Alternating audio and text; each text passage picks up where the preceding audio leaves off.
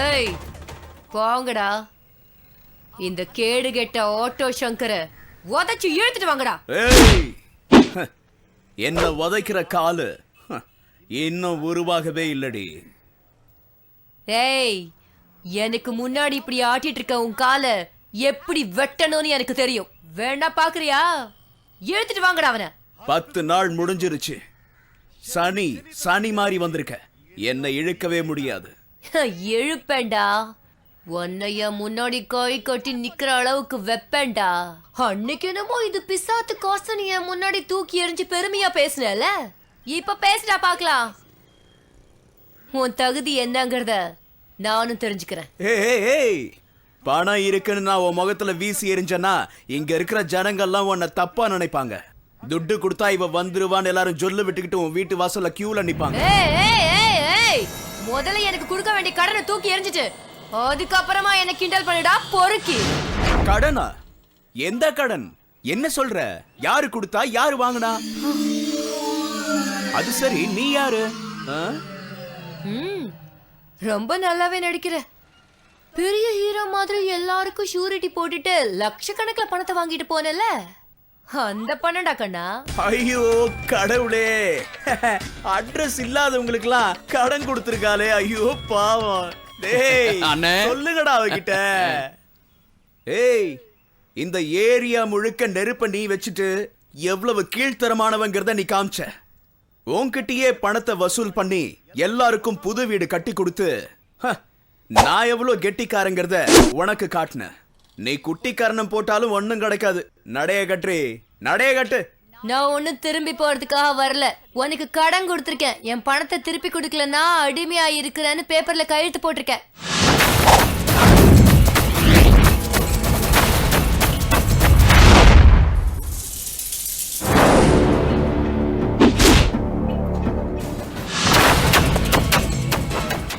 First of all, எங்களுக்கு வட்டிக்கு கடன் கொடுக்க உங்ககிட்ட லைசன்ஸ் இருக்காடி?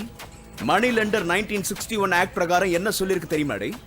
10%, 20% கந்து வட்டி, ஸ்பீடு வட்டி, மீட்டர் வட்டின்னு வாங்குறது சட்டப்படி குற்றம். ₹1.99 மட்டும்தான் வட்டி வாங்கணும். அதுவும் இல்லாம அசிஸ்டன்ட் ரெஜிஸ்டர் ஆஃப் கோஆபரேட்டிவ் சொசைட்டில 1 லட்சத்துக்கு 5,000, 2 லட்சத்துக்கு 10,000, 10 லட்சத்துக்கு 50,000 டெபாசிட் பண்ணணும். இது எதுவுமே செய்யாம அடாவடித்தனமா நீ பிசினஸ் பண்ற. இது என்ன காத்தாடிக்கு மாஞ்சா கயிறு கட்டி டீல் விடுற ஈஸியான பிசினஸ் நினைச்சிட்டியா? வட்டி வாங்குற ஒவ்வொருத்தருக்கும் பாஸ்புக் தரணும். செக்ஷன் 5 பிரகாரம் ஒவ்வொரு 5 வருஷத்துக்கும் உங்க லைசன்ஸை ரெனிவல் பண்ணணும். அது மட்டும் இல்ல, அசலை விட வட்டி அதிகமா வாங்கி ஏழைங்களை போண்டி பண்ற உங்களுக்கு 2 lakhs தான் லிமிட். வட்டி அதிகமா கொடுத்ததுனால கடனை கட்ட வேண்டாம், அவனை மன்னிச்சு விட்டுறலாம். போடா புது லாயர், உன் வீட்டை ரைட் பண்ணனா? அப்ஜெக்ஷன். ஐபிசி செக்ஷன் 146 பிரகாரம் அஃபென்ஸ். தொல்லை பண்ணா ஐபிசி 147 பிரகாரம் 2 வருஷம் ஜெயில்.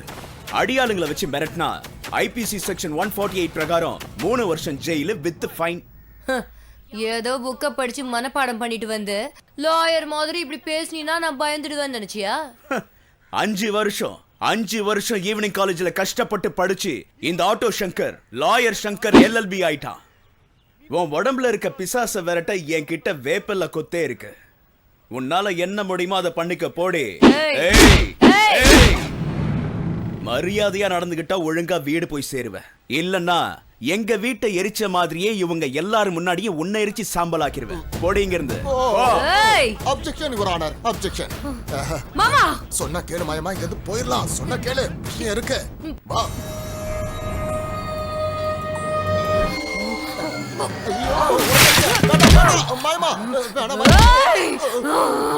அவன் வெட்டி நியாயம் பேசுறான். நான் போற சோத்து தின்னுட்டு நீ அவனுக்கு சப்போர்ட் பண்ணி பேசுறியா? வெக்கமால எந்த திமிர உனக்கு? மாயமா, நீங்க என்ன தப்பா புரிஞ்சுக்கிட்டு இருக்கீங்க. ஆனா அவன் பேசின பாயிண்ட் சரியா தான் இருந்தது. அவனை புகழாத. அவன் ஒரு எல்போர்ட் லாயர். அவன் என்னோட முடிவுக்கு ஒத்துக்கலனா அவன் கையில விளக்க மாட்டி தெருவா இழுத்துட்டு போய் ஜெயில தள்ளுவேன். போய் கூட்டிட்டு வா. எல்லா பெரிய லாயரையும் சீக்கிரமா என்ன கூட்டிட்டு வா. இங்க பாருங்க மேடம், படிக்காத ஏழைகளை ஏமாத்தி நீங்க கையெழுத்து வாங்கிட்டீங்கன்னு இந்த பேப்பரை காமிச்சாங்கன்னா உங்களால ஒண்ணுமே பண்ண முடியாது. உன்னை எவன் சீனியர் லாயர்னு சொன்னது? நீ புத்திசாலியா இருந்தா காக்கா வெள்ளன்னு சொல்லி வாதாடி ஜெயிச்சு காட்டணும். அதை விட்டுட்டு இந்த சில்ற பையன் கேஸ போய் ஜெயிக்க முடியாதுன்னு சொல்றீங்க.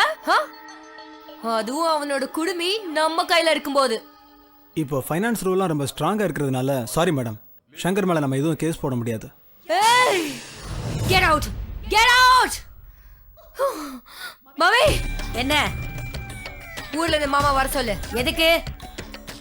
அந்த சங்கருக்கு முடிவு கட்ட அவரால மட்டும்தான் முடியும். சீக்கிரம் வர சொல்லு. உனக்கு பைத்தியம் புடிச்சா லூசு? ஒரு கொசுவை விரட்ட வெடிகுண்டா வைப்பாங்க. அவன் இங்க வந்தான்னா நம்ம வீட்டையும் நம்மளையும் நாசமாக்கிடுவான்.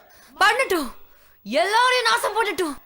எப்படியும் அந்த சங்கரோட பணம் எனக்கு விழணும், அவ்வளவுதான். அவன் சாகணும். யாரு வேண்டான்னு சொன்னாங்க? நீ என் மகதானே. எனக்கு இருக்கிற வீரம் உனக்கு இல்ல? அவ்வளவு துப்பு கூடவா இல்ல? ஏய், நீயே போற அவனை சாகடிக்கிற. அப்படி இல்ல நீ ஒரு கோழை. நான் ஒரு புடவைய தரேன், அத கட்டிக்கிட்டு பேசாம மூலையில உட்காரு. டேய், அருவாளை எடுங்க. நானே போய் அவனை ஒரு கை பாக்குறேன். மம்மி, அவனோட கதைய நானே முடிக்கிறேன். அது வரைக்கும் உன் முகத்துல முழிக்க மாட்டேன்.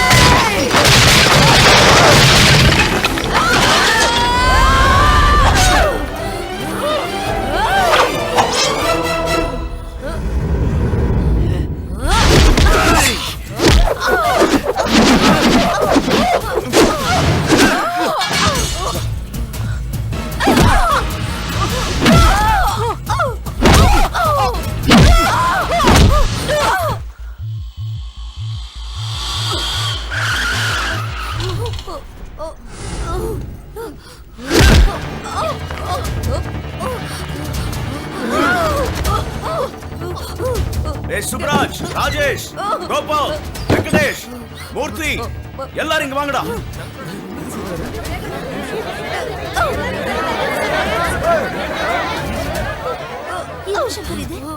சட்டையில ரத்தமா இருக்கு. இந்த பிடாரி என்ன கொல்ல ட்ரை பண்ணா. இவ பண்ண வேலைக்கு மர்டர் கேஸ்ல புக் பண்ணி இவள உள்ள தள்ளணும். இவளை நாம ஜெயிலுக்கு அனுப்பிச்சாலும் இதை திருத்த முடியாத ஒரு ஜென்மம். இவளை நாம ஒரேடியா முடிச்சாகணும். அதுக்கு தான் இவளை இங்க கூட்டிட்டு வந்தேன். நான் சொல்றதை எல்லாரும் கவனமா கேளுங்க. இவ எத்தனை பொம்பளைங்களோட தாலி அறுத்திருக்கா, எத்தனையோ குடும்பத்தை நாசம் பண்ணிருக்கா, குழந்தைங்களை அனாதையா தவிக்க விட்டுருக்கா, உங்க எல்லாரையும் எவ்வளவு சித்திரவதை பண்ணிருக்கா. இவ செஞ்ச அட்டூழியத்துக்கெல்லாம் வட்டிக்கு வட்டி நாம திருப்பி கொடுத்தாகணும். இதுக்கு நீங்க எல்லாரும் ஒத்துக்கிறீங்களா?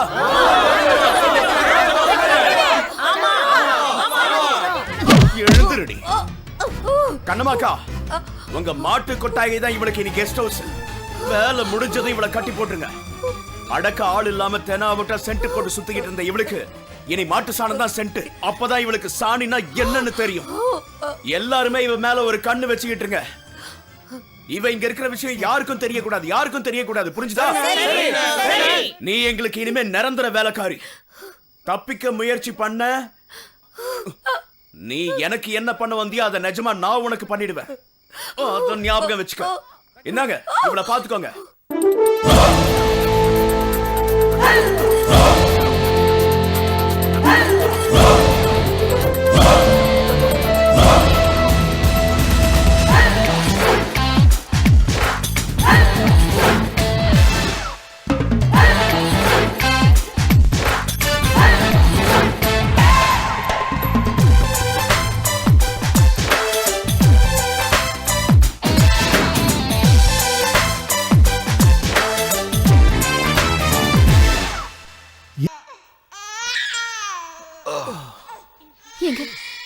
ஏதாவது காசு கிடைச்சதா? யார கேட்டும் கிடைக்கல. வெத்து பாக்கெட்டு தான். இத்தனை நாளா ரத்தத்தை கொடுத்து ரேஷன் வாங்கிட்டு வந்தேன். இன்னைக்கு டாக்டர் கிட்ட போனா உடம்புல இருந்து எடுக்க ரத்தம் கூட இல்லைன்ட்டா. நான் என்ன பண்ணுவேன்?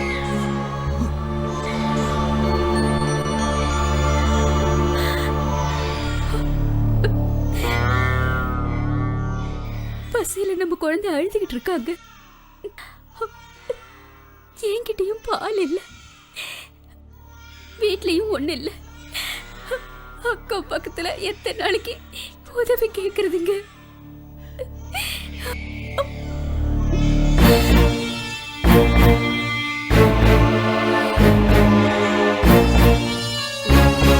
ஐயோ கடவுளே, நான் எந்த ஜென்மத்துல என்ன பாவம் பண்ணணும் தெரியல.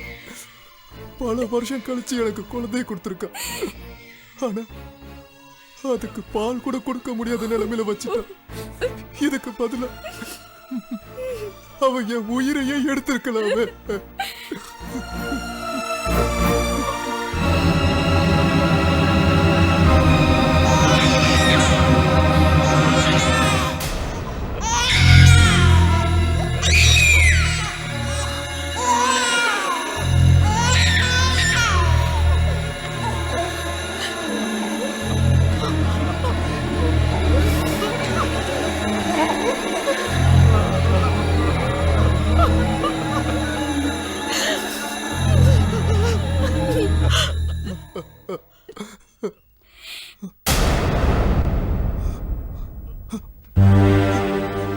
என்னடி பண்ண? அடியே, நம்ம குழந்தை என்னடி பண்ண? அவ வாய் மூடிட்டு அவ அழுறத என்னால கேட்க முடியல. என் குழந்தைய நானே கொண்டுட்டேன். பாருங்க, நான் தானே அவளை பெத்தேன். நானே அவளை கொண்டுட்டேன். அவ அழறத என்னால பார்க்க முடியலைங்க. என்னால பார்க்க முடியல. என்னால பார்க்க முடியல.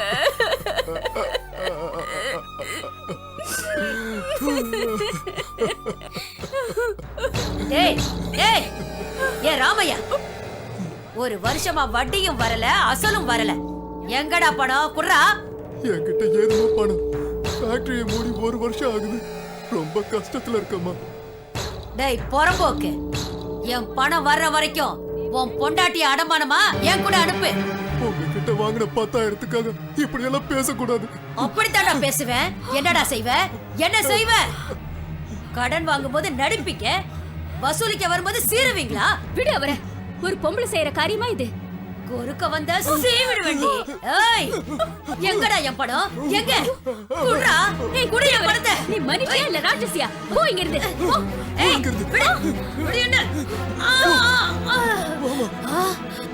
டேய் பெரியவனே, சின்னவனே, அவங்கள வெட்டுங்கடா. டேய் ஐயோ, யாருங்க? வேண்டாங்க.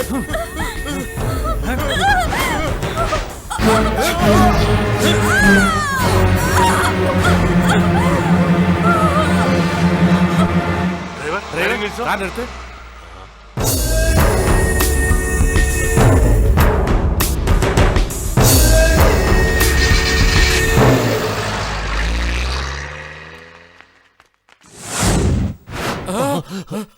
ஐயோ,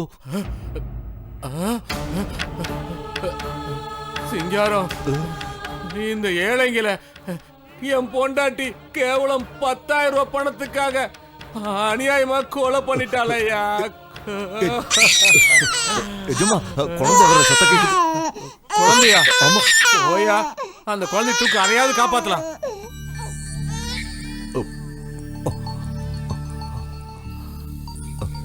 இந்தாங்க.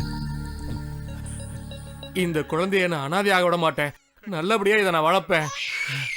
இனிமே இது என் பொண்ணு.